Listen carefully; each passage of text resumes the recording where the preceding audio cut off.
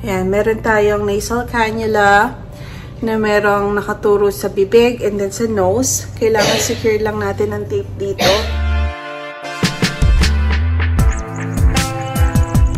Hi guys! So, nakapag-sleep study na ba kayo? Samahan niyo ako at tayo pupunta sa sleep study class. I lost my best friend to 23. She left her body and hovered above me. I saw no shadow. I looked around, searched every building and home that I found. I saw no shadow, but felt the glow. The warmth inside me, it kept me afloat. Felt like heaven. So guys, we're done with the class and we have our equipment na iuwi natin sa bahay for us to do the home sleep study.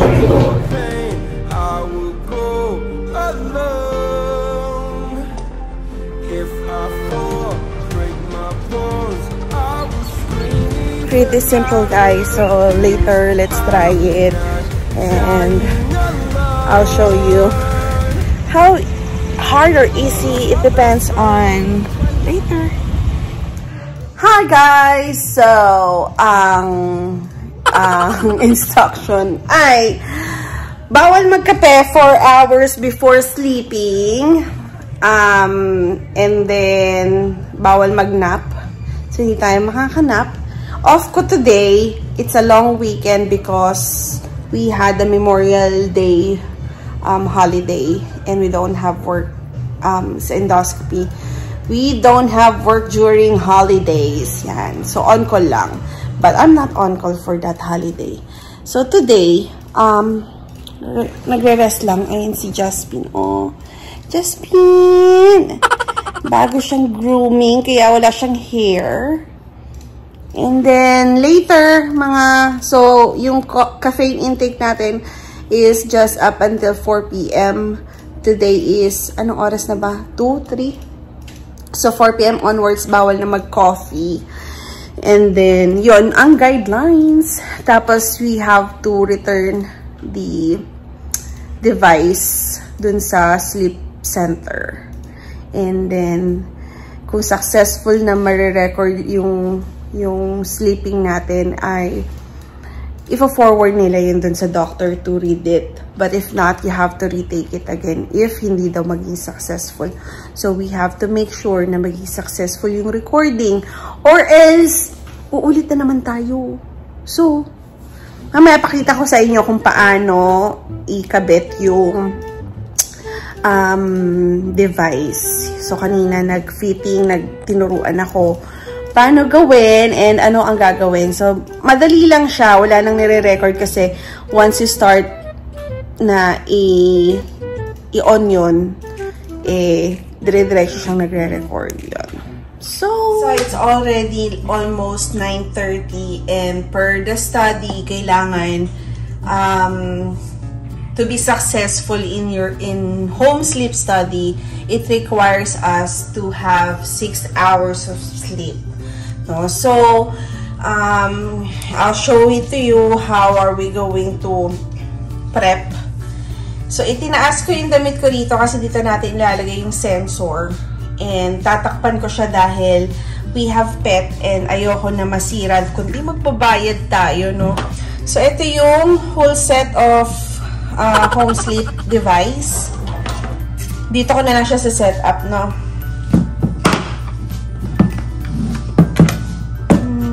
Here.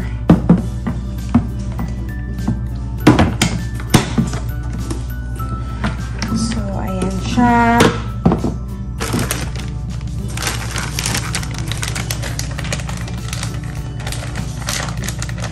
Meron siyang belt, pulse ox, and then yung para sa breathing, yung parang cannula.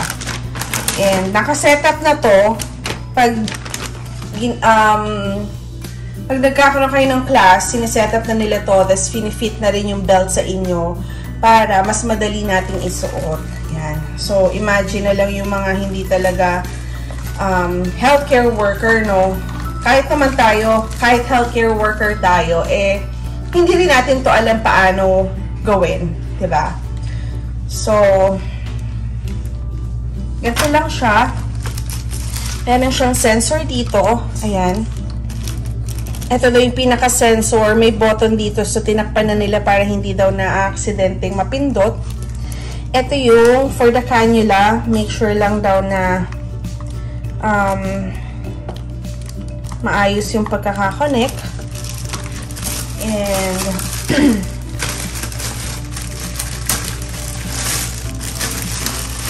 ito yung cannula. Ilalagay natin sa ilong. Okay. And then, make sure lang na snug. And then, ito yung belt. Ito yung parang pinaka sensor for the pulse ox. Ayan. So, susuot natin siya. So, kanina, tinuruan na ako na once daw sinuot to, wala nang button na kailangang gawin. Matik siyang magsa-start. So, ito lang yung belt. Kailangan daw dito. And, kailangan lang there you go.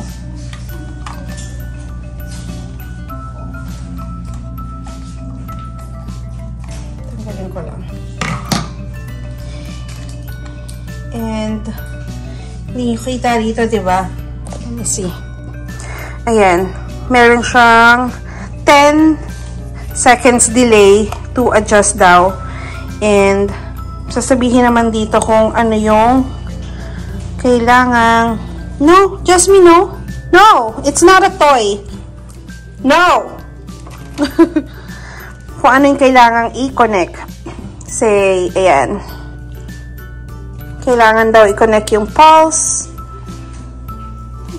And then yung sa belt. And then yung sa nasal cannula. Make sure lang na ito ay well connected.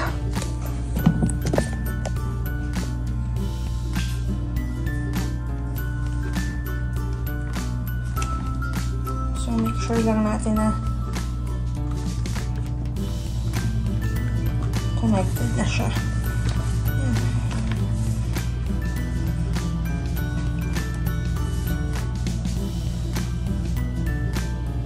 As you can see, kailangan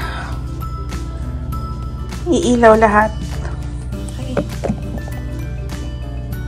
So, this one is for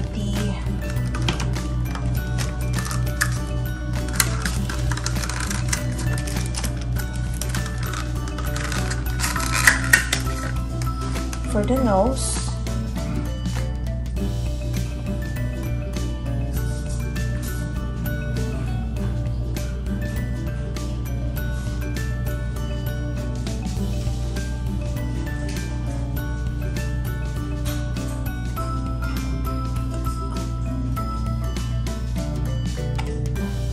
Kailangan well secured.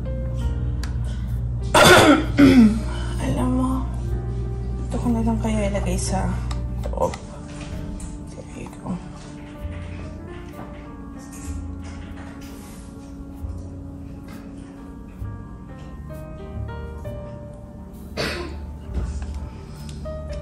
Sabi, pwede daw gupitin to.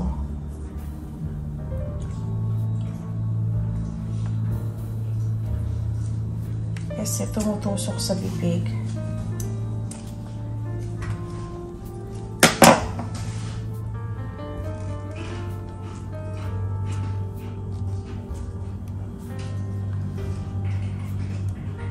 And the most important daw ay i-secure ng tape yung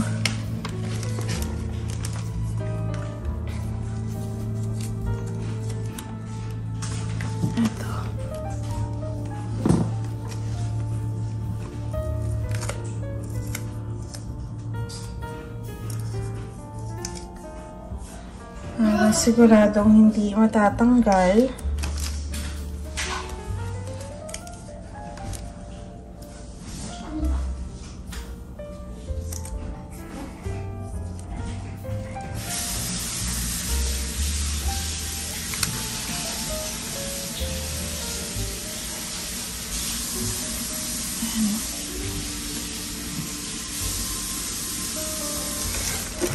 And then this one is for the pulse ox. Dahil malaki siya, kailangan daw sa thumb ko.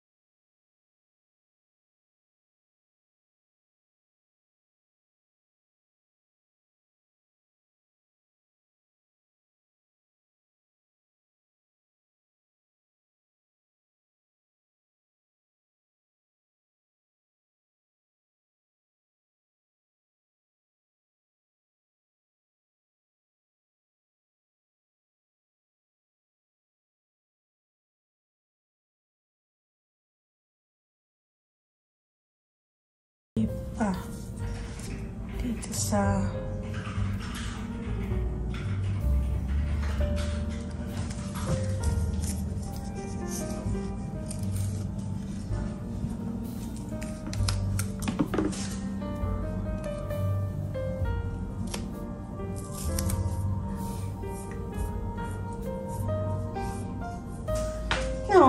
no Jasmine, no.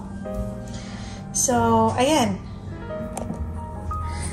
ganyan lang yung magiging itsura natin. No, meron tayong nasal cannula na merong nakaturo sa bibig and then sa nose. Kailangan secure lang natin ang tape dito. Yan, para daw hindi matatanggal. And then we have our own pulse ox.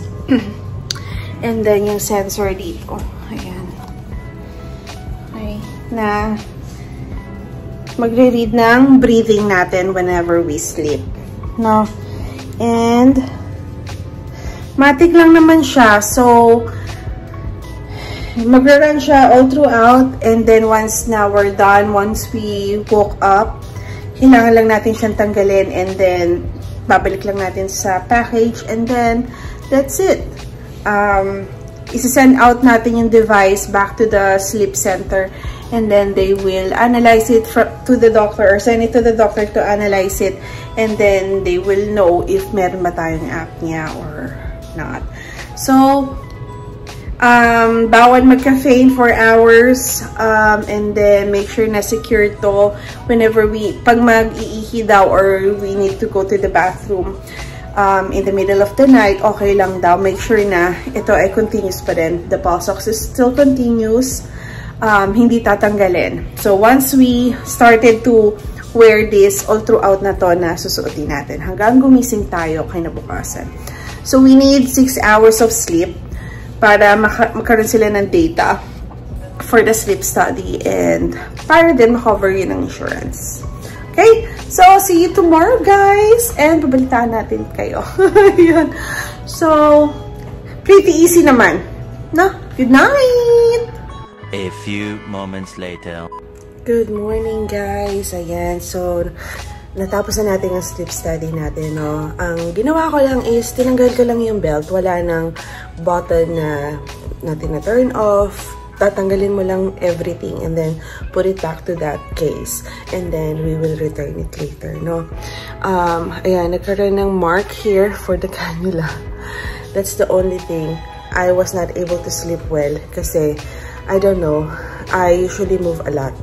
I turn side to side in the bed. Minsan, I turn in my belly. Pero because bawal, no? Siguro that's the only reason why I'm not really that comfortable when sleeping tonight or last night. Because I can't really do the usual thing that I do when I'm sleeping.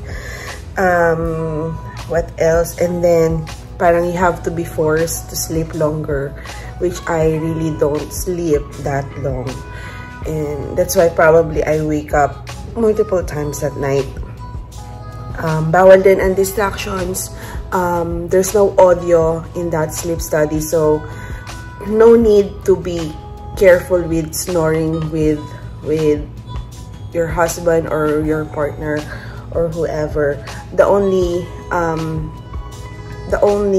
important thing is not to be distracted by whoever. Say, like I have pet. No, I was not able to sleep with her kasi when my kid was able to bring her inside the room, she already jumped on me, and then she was trying to like play with the cords. So, nilabas na lang muna siya. And probably that's why I can't sleep kasi I got used to be with her, sleeping with her. And naging comfort, ano ko na rin siya. So, yun yung naging experience ko with this home sleep study, no? I don't know if it's gonna be so accurate because I was not really able to sleep deep compared to my usual days. But, let's see, no? I'm prepping for work na rin, and then we will just stop by the case and all. And that's it. That's so simple. Medyo masakit lang din with the finger dahil sa pulse ox na the whole time that there's something on it. Sumakit din yung likod ko because there's a belt and some cords na nahihigaan mo. Yun lang naman, no? 3 days later. Hi everyone! Update tayo ng home sleep study result. And today, naka-receive tayo ng notification dun sa portal ng doctor ko for the result. And, tanan! Parang mo nanalo eh, no? So, it shows na we have severe obstructive sleep apnea. Ayan. So, diagnose na tayo. Confirm. Na meron tayong apnea. Ayan. No? Advice ko lang na have it check. Kahit yung mga simple lang na napapansin nyo na may changes kayo sa sleeping behavior nyo. Like yung sa akin, dati naman, mahimbing ako matulog. And then, lately, yun nagigising ako in the middle of the night. Diba parang napaka-general lang no, na parang normal tayong minsan nagigising naman talaga tayo sa gabi, diba? And then, si Daddy nagsasabi na sa akin na yung snore ko ay lumalakas, ganyan. And then, yung lastly na talagang medyo nagpa-ano sa akin na mag-reach out sa doctor ko is yung nagma-mouth breather na ako. Ayan. So, minsan, sobrang dry ng bibig ko.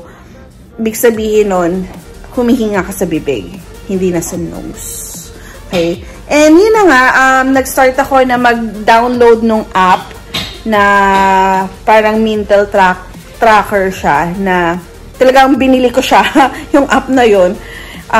It gives, maraming benefit yung app na yun sa akin kasi nare-record niya lahat, yung sleeping behavior ko, tapos magbibigay siya ng parang idea if you are high risk or you have moderate risk for apnea, and then nagbibigay din siya ng mga background music if meron kang problem with sleeping, diba? Kabit-kabit na yung naging sleeping problem ko. If you can remember, prior ako nag-move to endoscopy, I've been doing night shift for like a decade. Sobrang tagal ko talagang nag-night shift. Ever since na nasa Pilipinas, kami, night shifter na ako. So, nung lumipad kami dito ng US, I am hoping sana na mag-day shift.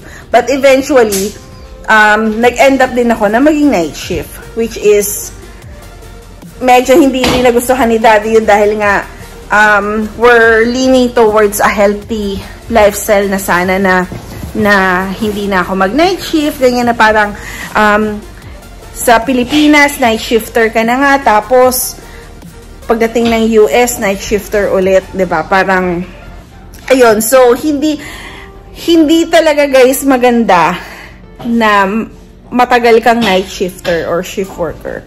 And I understand every one of us naman, we're trying to be a hard worker, 'di ba? Andiyan yung pera, nasa night yung pera. But sinasabi ko lang sa inyo na always check on your health din. Kasi ang tagal ng pundasyon na yun bago mo marirealize na nagbe-break na yung katawan mo because of that night shift. Kasi nga, syempre our body is meant na meron tayong body clock, 'di ba? Nasisira yun every time na we are doing shift work or yun nga, pagiging night shift. And ayun na nga, yun talaga yung naging goal, naging trigger na kailangan it's either mag-move tayo, mag-iba tayo ng career, or mag-day shift. Maghanap talaga ng work na day shift. And that's the good thing here in US. There's a lot of opportunity, guys. Yun yung number one advantage here in America, na anything is possible. Lahat ng opportunities you can choose from being PRN, kahit mag-double job ka, mag-PRN part-time ka, mix of whatsoever na shift, no? And, yun nga, tayo kasi nasanay tayo na tayo yung sumusunod sa mga kumpanya, sa mga trabaho. Dito, guys, ikaw yung masusunod. Kung gusto mo magtrabaho ng 2 trabaho, ikaw ang masusunod. Ikaw din ang masusunod sa anong shift mo gusto. And you really can work in your own terms. Yun naman ang kagandahan dito. Kaya, talagang pinush na natin na health reason, I really have to stay day shift. And discipline din, guys, na I have to start sleeping early. And kailangan makakomplete ako at least 6 to 8 hours. 8 hours talaga yung target na number of sleep hours. Pero dahil nga sa health reason, 'di ba? Kasi we want to live longer naman. Ayan. So ayun, guys, the next step will be, I don't know. Nakuha ko lang yung result, and ang nakalagay doon is aantay tayo ng referral to the ENT sleep doctor sa sleep center on the discussion ng treatment and whatsoever. So, let's expect, most likely, magiging robot na tayo, na magkakaroon tayo ng CPAP, no? Kasi that's the first line of treatment in apnea. And, samahan nyo ako sa ating pagsisipap, paano natin gagamitin ng CPAP this time. Dati, naaalala ko, guys, na nire-review lang namin yan sa BPO job natin, sa health, no? Nire-review lang namin yan yung kung ma-approve ba tong si patient for a CPAP or for what kind of therapy for the apnea. Yan. Ngayon, tayo na yung makakatry ng pagsisipap, no? And if really helpful ba talaga siya.